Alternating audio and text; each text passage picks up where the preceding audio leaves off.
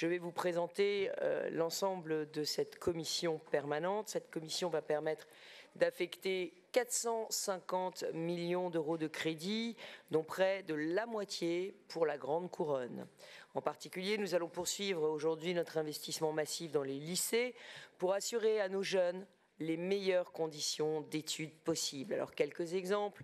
Le lancement des études pour 2 nouveaux lycées neufs, très attendus en Seine-et-Marne, à Montévrain et à Villeparisis.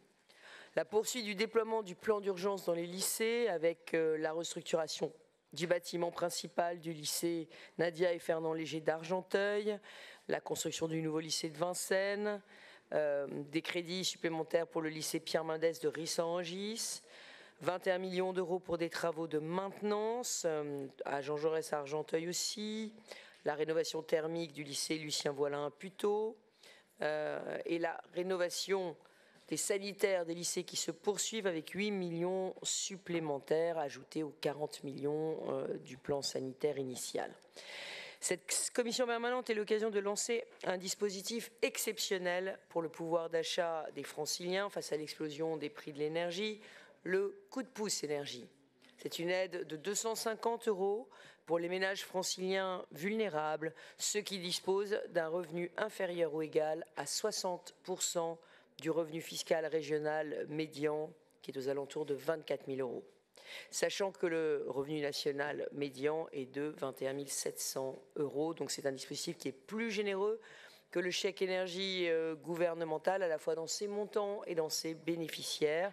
Ce dispositif est financé par les fonds européens du FSE, parce qu'il n'est pas possible de laisser perdre 1 € aux franciliens des fonds sociaux européens. Ensuite, notre investissement dans les transports franciliens se poursuit avec le RER vélo. Alors, pour éviter toute confusion avec les RER, il devient officiellement le VIF, le réseau vélo Île-de-France. Le VIF sera désormais intégré au sein des plans de mobilité d'Île-de-France Mobilité, Île-de-France Mobilité avec un S, qui gérera donc désormais des réseaux de train, des réseaux de métro, des réseaux de bus, des réseaux de tramway et le réseau VIF, Vélo Île-de-France. Ce sont plus de 47 millions qui seront affectés également au développement des nouvelles lignes pour la rénovation du RER-C, du RER-D, des lignes U et des lignes P. 2023 est bien l'année de la jeunesse. La région intensifie son investissement pour aider les jeunes, assurer leur insertion professionnelle. Pour cette seule commission permanente, 55 millions d'euros iront à la jeunesse, 25 millions d'euros pour augmenter les dotations à l'aide au permis de conduire pour les jeunes. Les demandes sont passées de 300 en 2022 à 3000 par mois. C'est x10. C'est x10 grâce à la simplification du dispositif et la fin de l'obligation d'avance de frais. Nous avons 894 créations de contrats d'étudiants mentors dans les universités pour permettre aux étudiants d'avoir des emplois. Un petit peu de silence, Madame Guibert, pour permettre aux étudiants d'avoir des emplois et de poursuivre leurs études sur le site de leur université, des emplois d'accueil et de mentorat. Nous créons notre appli jeune. L'appli jeune de la région Île-de-France permettra de donner une aide de 100 € par jeune de 15 à 17 ans. Chut, Madame Guibert, on n'entend que vous.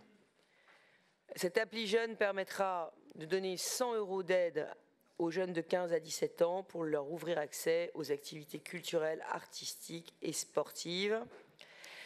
Ensuite, 697 étudiants seront accompagnés pour la reprise de leurs études via le diplôme d'accès aux études universitaires qui sanctionne l'arrivée à l'université des non-bacheliers. Au total, plus de 4600 franciliens ont bénéficié de cette aide de 1 000 € pour reprendre leurs études. Nous avons un engagement toujours plus fort pour les stagiaires franciliens. Je rappelle que les 20 000 bénéficiaires d'aide régionale annuelle doivent publier leurs offres de stage désormais sur la plateforme numérique Trouver un stage à compter du 1er juillet. Je vous invite à faire la publicité de cette plateforme auprès des jeunes cherchant des stages. Et nous augmentons de 5% la rémunération des stagiaires de la formation professionnelle en un an pour aider ces jeunes plus touchés par la crise du pouvoir d'achat. Enfin, nous financerons dans le cadre d'Oriane, l'Agence de l'orientation et de la promesse républicaine, un bus d'orientation. Ce bus de l'orientation tournera en Île-de-France à partir de septembre pour aller au contact des lycéens et leur donner la meilleure connaissance des acteurs et du monde du travail. En vue des vacances scolaires, la région va aussi s'engager pour permettre à tous les franciliens l'accès à la culture et aux loisirs. Nous allons financer de nombreux festivals dans toute l'Île-de-France, Wheel of Green, le festival d'automne, Essonne en scène, Rock en scène, les musicales de Meaux, la technoparade et la musique sacrée à Notre-Dame. Nous allons mettre en place dans nos 9 îles de loisirs pendant 2 semaines des villages vacances qui permettront à tous les franciliens, et notamment ceux qui ne partiront pas en vacances, de nombreuses activités sportives et culturelles.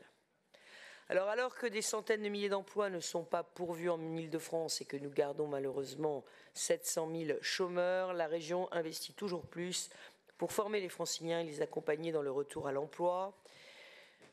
Nous allons, face à l'incroyable engouement de ce dispositif, rajouter 10 millions d'euros supplémentaires au dispositif d'aide individuelle de retour à l'emploi financé par la région. Nous avons aussi 37 millions supplémentaires sur le PRIC pour permettre encore d'augmenter nos formations. Je vous rappelle que nous sommes passés de 30 000 formations financées par la région à 138 000 en 3 ans. La région poursuit son accompagnement pour former et recruter dans les métiers en tension et dans les filières émergentes, notamment dans l'optique des Jeux olympiques et paralympiques. Nous finançons des projets innovants, Panorama, études, formation, conseil de Thierry Marx pour former les commis de cuisine éco-responsables, l'APELS pour professionnaliser les éducateurs sportifs en vue des JO. Nous avons lancé les job dating du stade vers l'emploi, un mode de recrutement innovant pour favoriser le retour à l'emploi via les clubs sportifs qui vont devenir aussi nos recruteurs. Nous étendons la prime en faveur des métiers en tension aux formations des entreprises de transport en Île-de-France pour améliorer l'attractivité des métiers du transport. Et quand on dit métiers du transport, on ne parle pas seulement des conducteurs, on parle aussi de la maintenance industrielle, comme l'avait demandé Jean Castex. Alors, la contrepartie obligatoire de la prime des métiers en tension, je le rappelle pour ceux qui voudraient poser la question, c'est évidemment la signature d'un contrat de travail en Île-de-France à l'issue de la formation. Nous ne sommes pas là pour former des jeunes ou des demandeurs d'emploi qui iraient ensuite prendre un emploi dans les autres régions. Alors, quand les drames liés à la montée de la violence et de l'insécurité se multiplient, la région poursuit son investissement pour protéger les franciliens et les lycéens grâce au bouclier de sécurité. Nous allons investir 100 000 euros dans la sécurisation du lycée de Mantes-la-Jolie, qui, vous le savez, a connu des épisodes de violence assez dramatiques. Et comme à la précédente commission, nous poursuivons notre soutien à la police nationale et aux brigades équestres, avec plus de 400 000 euros pour équiper les brigades de Seine-et-Marne, de Val d'Oise et des Hauts-de-Seine. Plus de 2 millions d'euros seront dédiés au bouclier de sécurité, en particulier à la vidéoprotection. Nous voulons rendre enfin nos entreprises toujours plus compétitives et innovantes afin d'accélérer le mouvement de réindustrialisation en Île-de-France. Nous lançons aujourd'hui le dispositif Jeunes Pousses Industriels pour aider les projets de première industrialisation de TPE-PME jusqu'à 1 million d'euros, 1 200 000 dans les zones de reconquête économique. Nous rajoutons 12 millions supplémentaires pour InnovUp, 4 millions supplémentaires pour InnovUp Leader PIA, pour intensifier nos aides aux projets d'innovation, plus de 317 entreprises déjà aidées. Nous votons le projet de fusion-absorption de la SEM Énergie par la SEM Île-de-France Investissement et Territoire. Sur le volet solidarité, nous ajoutons 57 millions d'euros sur les formations sanitaires et sociales pour créer 924 places nouvelles en IFSI et accélérer la lutte contre les déserts médicaux.